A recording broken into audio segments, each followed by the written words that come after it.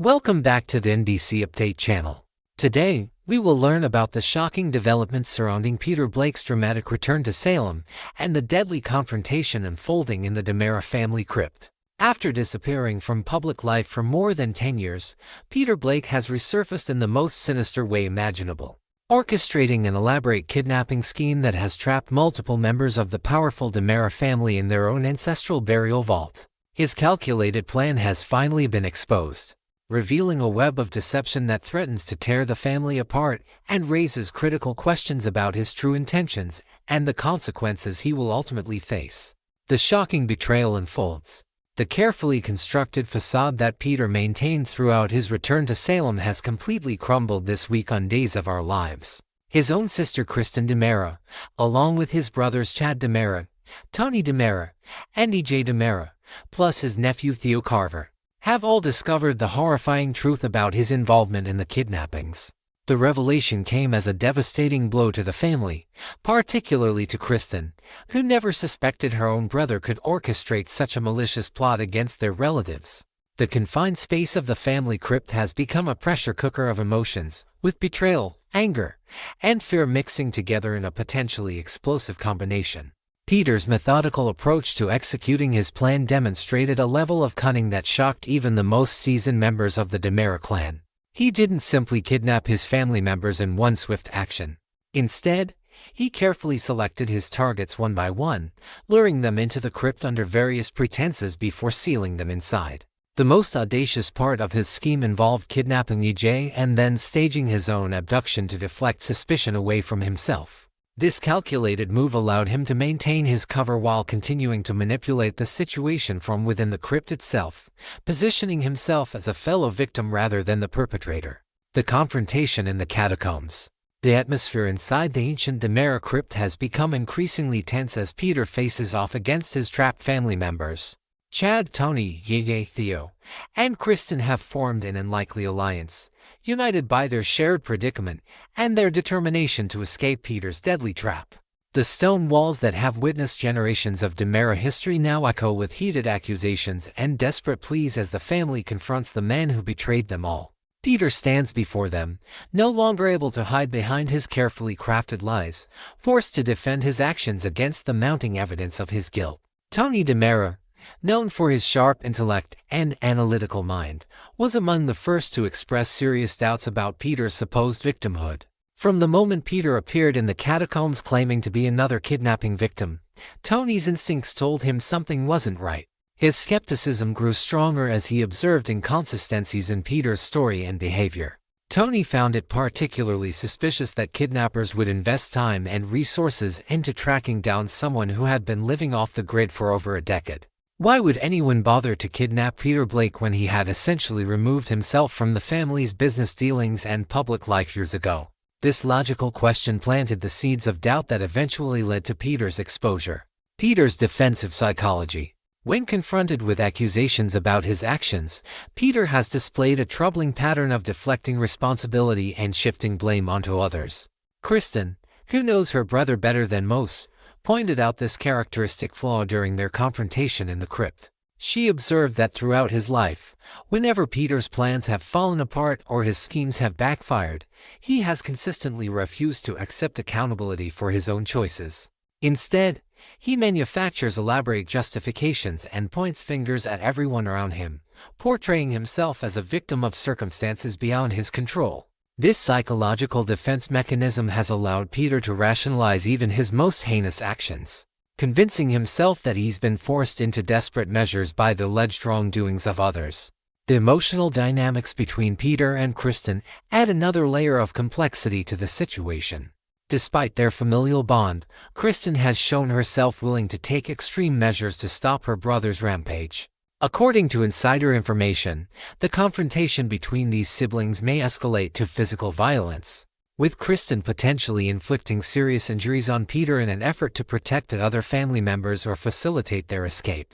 This willingness to harm her own brother demonstrates the gravity of the situation and suggests that Kristen recognizes the genuine danger Peter poses to everyone trapped in the crypt. The mystery of Peter's ultimate goal. One of the most perplexing aspects of Peter's scheme involves his actual endgame. On the surface, his plan appears to target specific DiMera family members, but the logic behind his selection criteria remains murky. Simply eliminating EJ, Chad, Kristen, Tony, and Theo wouldn't automatically grant Peter control over the DiMera empire or its vast fortune. The family's wealth and business interests are distributed across multiple trusts, legal entities, and individual holdings that couldn't be consolidated through a single act of violence. No matter how comprehensive, for Peter to truly inherit everything the DiMera family has built, he would theoretically need to eliminate not just the adults he has trapped in the crypt, but also their children and other potential heirs. Chad has children who would inherit his portion of the estate. AJ's son Johnny and daughter Sydney would stand in line for their father's assets. Even Kristen has young Rachel to consider. The sheer number of people who would need to be removed from the line of succession makes Peter's plan seem increasingly implausible from a practical standpoint.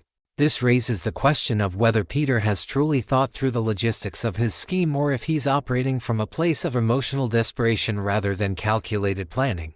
Predicting Peter's fate. Analyzing Peter Blake's current situation and comparing it to similar storylines in daytime drama history suggests several possible outcomes for this character. The question of whether Peter will face prison time depends largely on how the writers choose to resolve this storyline and what evidence can be gathered against him. In the world of Salem, legal consequences don't always follow real-world logic, and powerful families like the DiMeras have been known to handle justice in their own ways, outside the traditional court system. However, given the severity of Peter's crimes, including kidnapping multiple people, false imprisonment, and potentially attempted murder, a prison sentence seems like the most likely outcome if law enforcement becomes involved.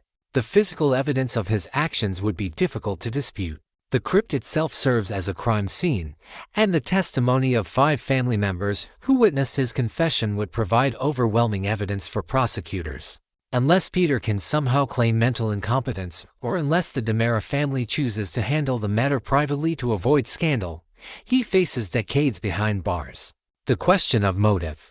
Understanding why Peter returned to Salem after 10 years of absence remains crucial to predicting his ultimate fate. His motivation appears to stem from a toxic combination of jealousy, resentment, and perceived injustice.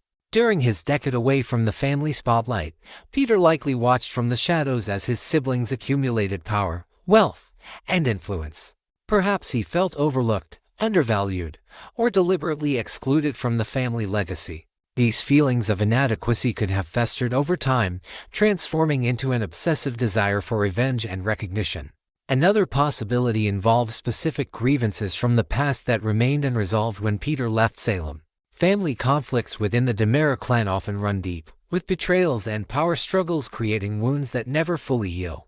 Peter may have returned with the intention of settling old scores, righting perceived wrongs, or claiming what he believes was stolen from him years ago. His plan to trap his family members in the crypt could represent a twisted form of poetic justice in his disturbed mind, forcing them to face their mortality in the same burial vault that represents the family's dark history and legacy. The timing of Peter's return also deserves consideration. Why now, after 10 years? Something must have triggered his decision to come back to Salem and execute this elaborate revenge scheme. Perhaps a recent event in the DiMera family dynamics, a change in the company's leadership structure, or news of an inheritance distribution prompted him to action. Alternatively, Peter may have been planning this operation for years, carefully studying his family members' routines and vulnerabilities while waiting for the perfect moment to strike. The immediate danger. The current situation in the crypt represents an immediate life-or-death crisis for everyone involved, including Peter himself. The enclosed space limits everyone's options and creates an environment where emotions can quickly spiral out of control. With multiple strong-willed DiMera family members trapped together, the potential for violence escalates with each passing moment. Peter must realize that his exposure has eliminated any possibility of talking his way out of the situation or continuing to manipulate his family members. He's now facing the consequences of his actions with nowhere to hide. Kristen's reported willingness to seriously injure her brother suggests that the confrontation will reach a physical climax. In the heat of the moment, with adrenaline pumping and fear driving their actions, someone could easily be killed in the crypt. Whether that person turns out to be Peter or one of his intended victims remains to be seen, but the stage is set for a dramatic and potentially tragic resolution to this storyline. Ultimately, Peter Blake's fate will likely involve either death or imprisonment, with little possibility of redemption or reconciliation with his family. His actions have crossed too many lines and inflicted too much trauma for forgiveness to be a realistic option. The question isn't whether he'll face consequences, but rather what form those consequences will take and who will be left standing when the dust settles in the DiMera family crypt. Part 2 Recap and Analysis of Days of Our Lives Thursday, December 25th. Christmas Day in Salem is rarely a silent night. It is a day where miracles happen, secrets are revealed, and families are forced to confront the truths they have been avoiding all year. For the DiMera family, this Christmas was no exception. It was a holiday marked not by roasting chestnuts on an open fire, but by the sterile hum of hospital machinery, the weight of unspoken apologies, and a life-changing revelation that could shatter a fragile peace. Yesterday's episode gave us a poignant look at the strained relationship between father and son, the terrifying uncertainty of a health crisis, and a cliffhanger that left us all holding our breath. Let's dive deep into the emotional currents of this dramatic holiday episode. A hospital holiday, the visit. The episode opened with a scene that is all too familiar for many families who have dealt with illness during the holidays. We saw Johnny DiMera, his wife Chanel, and young Trey arriving at the hospital. There is a specific kind of heaviness that hangs in the air when you spend Christmas in a hospital room, and you could see it etched on Johnny's face. He was there out of duty, yes, but also out of a complicated love for his father, E.J. DiMera, who has been recovering from his recent ordeal. Chanel, ever the supportive partner and the glue holding this little unit together, immediately sensed the tension. She knew that Johnny and EJ needed time alone, man to man, father to son, without the distractions of a baby or a daughter-in-law present. In a gesture of grace, Chanel offered to take the baby down to the hospital gift shop. It was a small moment, but it showed just how much Chanel has grown. She understood that for Johnny to find any peace, he had to face his father alone. As she left the room with Trey, the atmosphere shifted. The buffer was gone. It was just Johnny and EJ, left to navigate the minefield of their past. The burden of the legacy. Johnny approached his father's bedside, and the first thing he said was simple but heavy with meaning. He was glad his father was okay. For all of EJ's crimes, for all the manipulation and the darkness that follows the DiMera patriarch, he is still Johnny's dad. That bond doesn't just disappear. However, EJ, being true to his nature, didn't know how to sit in the emotional vulnerability of the moment. Instead of talking about feelings, EJ pivoted to the only language he speaks fluently, business. He tried to ease the tension by bringing up DiMera Enterprises. He spoke with pride about Johnny taking over the family business, trying to bond with his son over power and legacy. This is the tragedy of EJ DiMera. He tries to buy love with titles and CEO positions. He wanted to cement Johnny as his heir, the next great DiMera leader. But Johnny wasn't taking the bait. In a moment that showed his integrity, Johnny pushed back gently but firmly. He reminded EJ that his role at the company was only temporary. He was just keeping the seat warm until Theo Carver returned. This was a crucial distinction. Johnny doesn't crave power the way EJ does. He values loyalty and friendship, specifically his loyalty to Theo more than the DiMera throne. It was a subtle rejection of EJ's worldview, and you could see the disappointment flicker in EJ's eyes, masked quickly by his usual composure. The hug that never happened. The conversation then took a more personal turn, leading to one of the most heartbreaking moments of the episode. They spoke of Theo Carver, who is currently facing a long and difficult road to recovery. EJ, perhaps realizing that he couldn't control Johnny with business, tried a different approach. He promised Johnny that he would support him in every way he could. He acknowledged that Theo's recovery would be a marathon, not a sprint, and he wanted Johnny to know he wasn't alone. For a brief second, it seemed like a breakthrough. It sounded like a father truly trying to be there for his son without strings attached. Johnny appreciated the words. You could see the softening in his posture. They wished each other a Merry Christmas. The words were said. The sentiment was there, but the physical connection was painfully absent. There was a pause, a moment where a hug should have happened. A moment where a father should have embraced his son on Christmas Day. But neither moved. The distance between them, built on years of mistrust and disappointment, was too wide to bridge in one afternoon. They left it at words. That lack of a hug spoke louder than any dialogue. It was a stark reminder that while EJ is alive and recovering, the relationship with his son is still on life support. Sarah's brave face. While the DiMera men struggled with their feelings, a different kind of drama was unfolding in the hospital corridors. Chanel, having left the gift shop, ran into Sarah Horton. Sarah is a character who has been through the ringer, and yesterday we saw her facing yet another terrifying possibility. She was at the hospital waiting for test results. The juxtaposition was jarring. The rest of the world was celebrating, opening gifts, and eating Christmas dinner, while Sarah was walking the sterile halls, waiting to hear her fate. Yet, Sarah tried to stay cheerful. She put on that brave mask that women in Salem often wear. She didn't want to burden Chanel. She didn't want to ruin the holiday mood. But Chanel, with her intuitive heart, could see through it. It was a brief scene, but it served to ratchet up the tension. In soap operas, when a character waits for test results on a holiday, the news is rarely simple. We were left worrying for Sarah, wondering if tragedy was about to strike the Horton clan yet again. The Christmas miracle. Or is it? The episode concluded with a scene that changed everything. Chanel returned to Johnny, but the atmosphere had shifted entirely. She wasn't just returning from the gift shop, she was returning with news that would alter the course of their lives. She approached Johnny, her eyes shining with an emotion that looked like pure, unadulterated joy. She told him the news we didn't see coming. The test results were in. She is pregnant. For Chanel, this was the ultimate Christmas gift. A baby. A new life. A symbol of their love and a fresh start.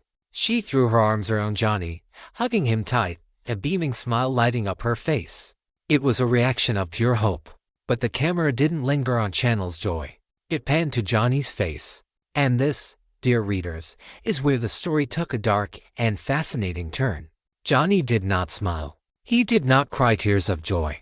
As Chanel held him, burying her face in his neck, Johnny stared over her shoulder with a look of profound worry. His eyes were wide, not with excitement, but with fear. Analysis: why is Johnny worried? Why would a young man, happily married and financially secure, look so terrified at the news of a baby? There are several layers to this reaction that we need to unpack. The DiMera curse. Johnny knows better than anyone what it means to be a DiMera. He knows the danger, the madness, and the targets that are painted on their backs. Does he want to bring an innocent child into this chaotic world? Does he fear his child will inherit the DiMera madness that has plagued his family for generations? The J connection. Just moments before, Johnny had experienced the cold emotional distance of his own father. Perhaps the reality of becoming a father himself terrified him. Is he afraid he will turn into EJ? Is he afraid he doesn't know how to be a good dad because he never really had one?